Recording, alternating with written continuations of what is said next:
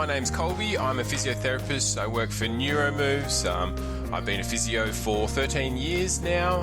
I specialise in neurological rehabilitation, but I also have a second specialty in aged care and falls prevention. So they're kind of my two areas of interest and expertise throughout my career. I've really stuck to those as my main items of interest. And just before we begin on what we're going to talk about today, can you just go into a little bit of detail about neurological conditions? So when we're talking about neurological disorders, it's anything to do with the brain or spinal cord. And there are so many different conditions and so many conditions that we're still sort of discovering. And there's some generalised conditions too. So us being NeuroMoves, part of Spinal Cord Injuries Australia, it's sort of infers that we specialise in spinal cord injury, which we definitely do, but we also branch out into all other neurological conditions because it's a very similar treatment method. When we're talking about the brain or the spinal cord, it's all the central nervous system. So we're treating most of those conditions with a very similar strategy. So that's why we kind of branch out into treating all neurological conditions. So that's including your MS, your Parkinson's disease, pretty much anything that's happening through the brain, strokes, as well. Today we're focusing on shoulder health. So what does shoulder health mean? Colbey, tell me. Yeah, it's a very interesting topic that's sort of been coined by us in the health industry. So it's not really anything specific. It's kind of just the easiest way to describe how do we make sure someone's shoulders are going to handle the new forces on them that is sort of forced upon them from being a chronic wheelchair user or a permanent wheelchair user. So it's really how do we keep our shoulders healthy with the new demand that's put on them. It's something that they're not designed for. So really keep them healthy, reduce the risk of injuries. What do we do to do that? That's kind of the shoulder health in a nutshell. So I was thinking about it before we started recording, and I was looking through the notes to get ready. And something that occurred to me, which hadn't occurred to me before, because I'm a lifelong kind of not wheelchair user per se. I was on Canadian crutches for about 15 years, and then I switched over to the wheelchair, and so my shoulders were always doing something. But for somebody who has, for one reason or another, gone from being a lot more like able-bodied to now using their shoulders a lot more, my shoulders and their shoulders are not built the same. And so I guess there's a whole other level when it comes to shoulder health, because you're coming from an area that your shoulders had never taken on this much impact, never taken on this much work, and now it's doing all of it plus more. Yeah, definitely. And I think that the other thing is the amount of it's just vital for your shoulders to be able to do that work for someone's independence. If you lose the function in your shoulders, how many daily tasks are you then inhibited in? So it's such an important thing, and I think it's really, really important to think of how your shoulders are designed. They're not designed to bear weight. That's not their design at all. They're not designed to do that, and that's what they're forced to do to keep someone's independence. So it's really interesting to think of that design factor and then what they are forced to do. How do we make that a smooth transition, or as smooth as it can be? Okay, so take us through the function of a shoulder joint and the things that we need to start considering.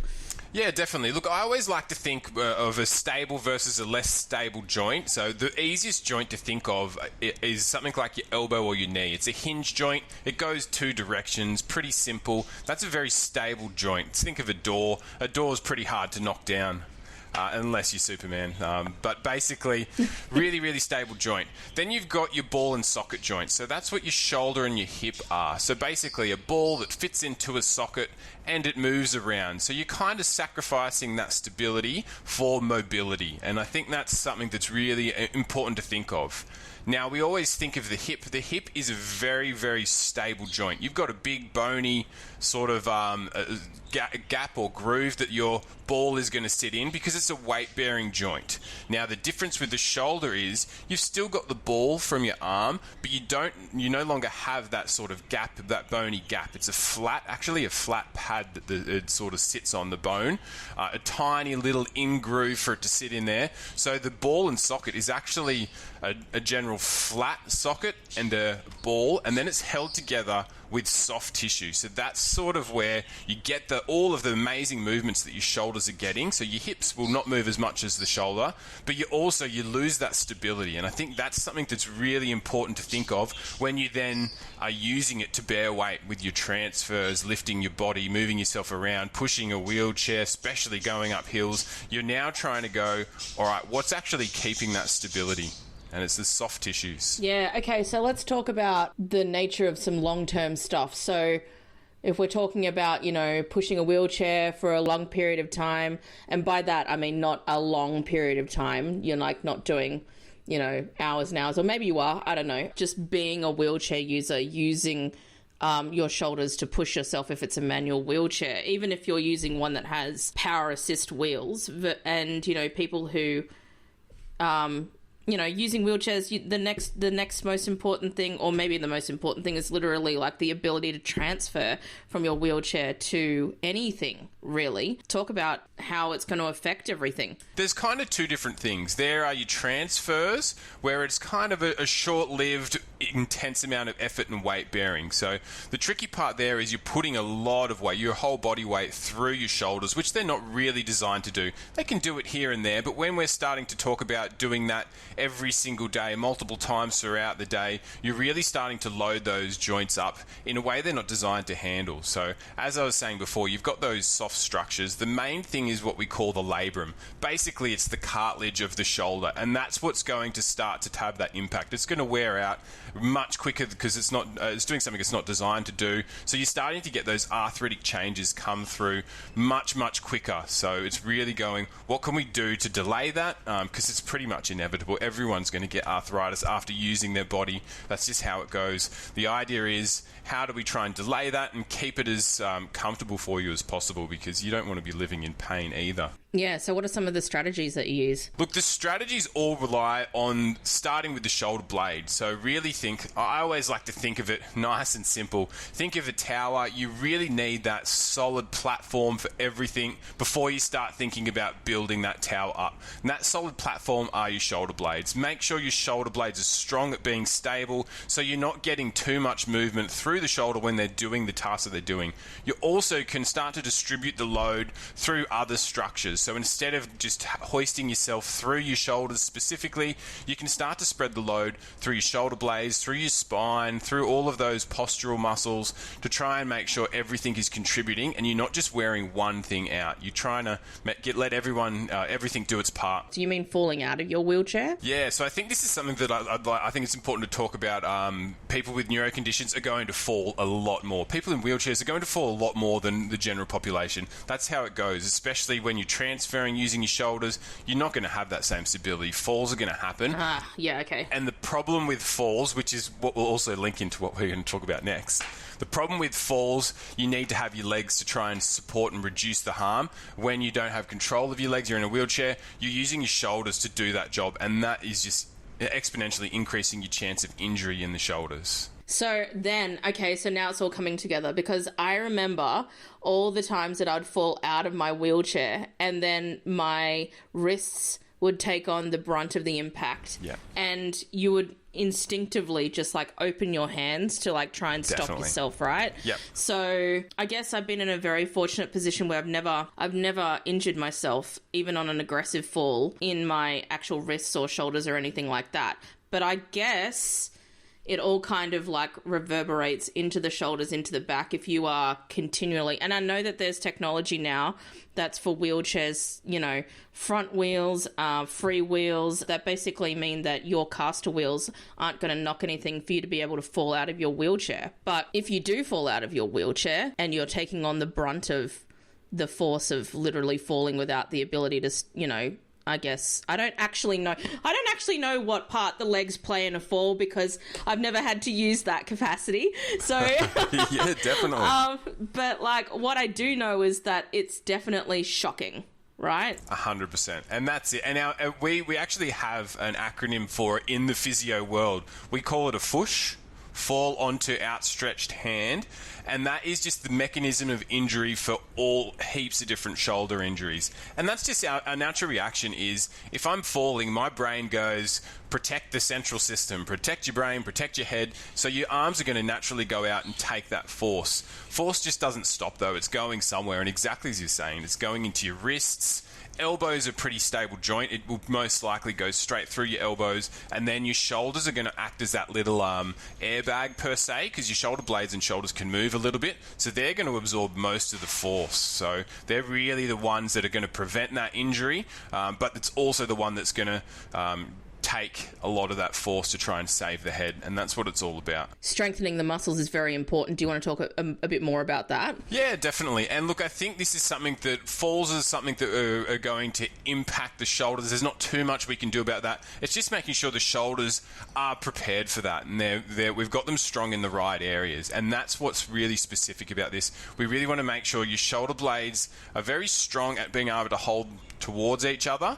So you'd think as long as your chest is opening up, your shoulder blades are holding you in a much more advantageous position to try and spread that load throughout the shoulders, the shoulder blade, and your spine and neck. As soon as your shoulders start to come forward, so I always think of your ears, as soon as your shoulders are in forwards from your ears, you've actually elongated those muscles in between your shoulder blades, which make them much weaker.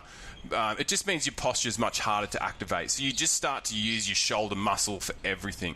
As soon as you can get those shoulder blades towards each other for exercise, you're going to make your life much easier. And this also transfers into like literally transferring as well, right? So it's not all shoulders.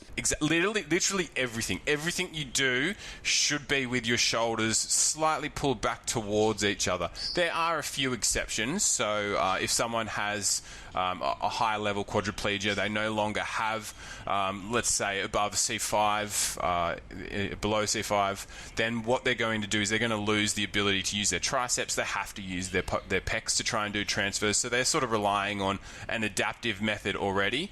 But anyone else, really, you're thinking, we want to try and keep you strong in that backwards position to make sure everything contributes. And it just means you're not going to wear out the front part of your shoulder. And that's the part that wears out the quickest, because it's the one that you're taking the weight through with your transfers. It's the one that does most of the heavy pushing and supportive work when you're pushing a wheelchair, especially when you start to go uphill. It's a lot more force when you're having to try and go up there. You'd know as soon as you have that incline, you're working much, much harder very quickly. Yeah. So it's really going, let's make sure those shoulder blades can keep everything a bit more stable and just spread that force a little bit. The second one is making sure they stay low. Shoulder blades need to stay low. As soon as you start to shrug your shoulders up, what you're doing is you're starting to use your neck muscles and throwing your posture out again. As soon as you keep your shoulder blades low, you're recruiting some of your strongest muscles, which are your lat muscles, at trying to help with that power. Much easier to use your other strong muscles if you've got those shoulder blades set and held down in a good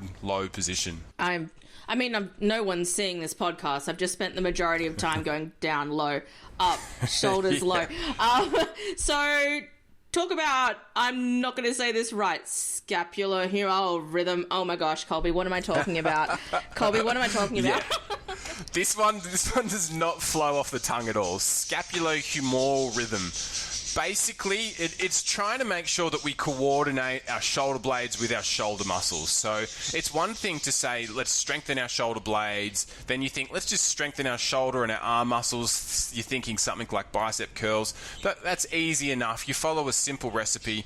Where it gets trickier is to try and coordinate the two together. So as I was saying, really important to spread that load. Now, how do we make sure that we can spread that load and get both of those groups of muscles working as a team? And that's where it gets pretty tricky. So this is where your exercise regime is going to start looking a lot more, a lot different to what your regular gyms are going to do. So you start to do all these different random movements. The main thing is we want to make sure in the background your shoulder blades are holding a stable position without you having to think about it whenever you do something with your arms. So we're trying to make sure your shoulder blades are active, keeping everything in a stable position. Your arms can go about their daily business, and we want to get that rhythm correct. So it's really thinking, how do we train your brain to activate your posture muscles whenever your arms are doing anything? And it will impact your whole body. It'll impact your balance. It'll impact your neck pain, your back pain. As soon as you can get those working together, you're going to make all these functional tasks much easier. And it doesn't just stop at functional tasks. You're thinking your transfers, you're thinking moving, you're thinking anything that you're doing. You're going to make all of that a little bit easier. Now, something I am very well versed in, even up until recently, is injuries. In my shoulder socket, I ripped my shoulder socket apart in my right arm. Now, for people who may not be in their geriatric millennial years like you and I both are, wheelchairs used to be so heavy. Like, definitely. The technology of wheelchairs going from, like, if anyone's tried to push a very heavy hospital wheelchair, that used to be what somebody's everyday wheelchair used to be. And so I have ripped my right shoulder. I've torn my pectoral muscle. Recently, I gave myself whiplash doing some dance competition, something, and it all affects the shoulders in one way or another. So let's talk about proper rehab after an injury, because injuries are inevitable. Yeah, definitely. And look, I think it's really important to understand the main sort of injuries. Look, I'm always all about prevention. If you can start exercise before you've got an injury, you're going to prevent it more often than not, rather than having to treat something that's come along. And exactly right, when you start to do everything you want to do, you're going to have that risk. There's always that risk of injuring yourself. So I think it's important just to think what exactly are you injuring, because the treatment methods are going to be slightly different. So the number one thing that I hear is that rotator cuff. You get that rotator cuff tear. I hear it a lot with people getting into it out of a car.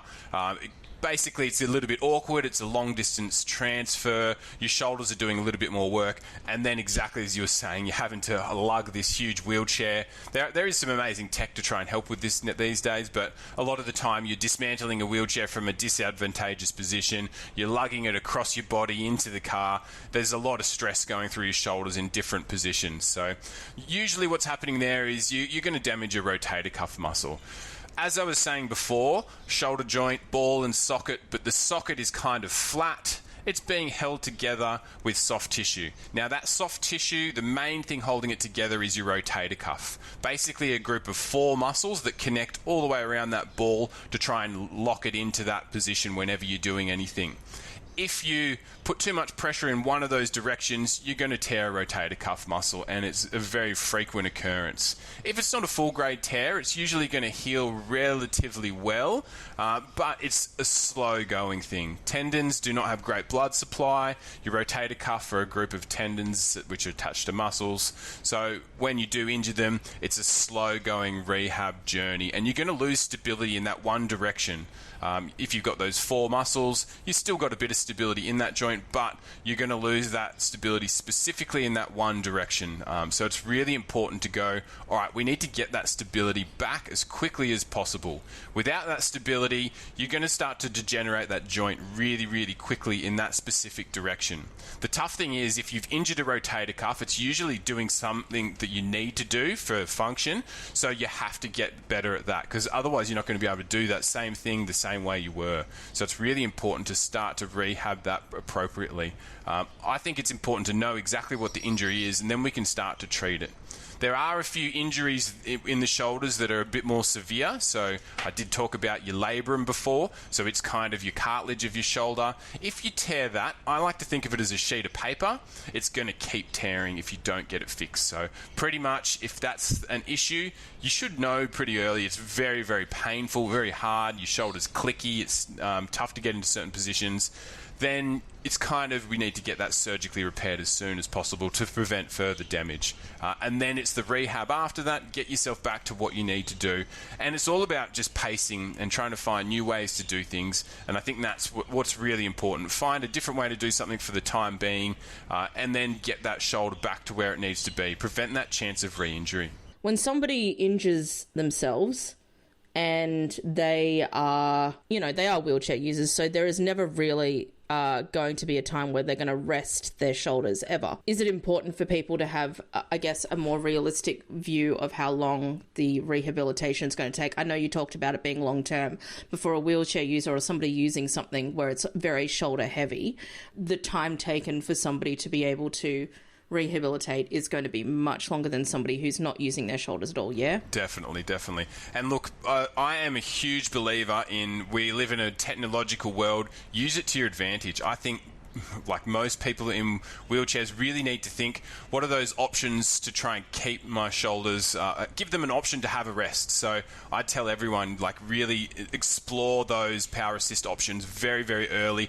Even if you don't need them 99% of the time, to have that to fall back on is just such a huge weight off of your mind, and just to know that you have that option to get around somewhere as well. Same with transfers. It's amazing to be able to transfer without anything. Be comfortable with a slide board. Know how to use a slide board. You're going to put a lot less weight through your shoulders if you've got something like that to help with transfers. If you need to fall back on it, if you have all this stuff prepared in advance, then you're going to be able to just give yourself a relative rest. There's no such thing as a rest when you have to move around every day, but think about that relative rest. There is going to be those aggravations of the injuries a lot more because you need your shoulders to do everything. And look, once again, the idea is learn a different way to do it for the time being, because otherwise it's going to be a slow journey, especially when it's already a slow journey with repairing those structures or rehabbing those structures. Yeah, because prevention is better than going into a surgical option. 100%. And look, generally we try and aim for conservative management, which is your rehab first. If that's not working, then you think about surgical intervention. The tough thing with shoulders, they're a complicated joint. Surgical interventions have a varied success rate.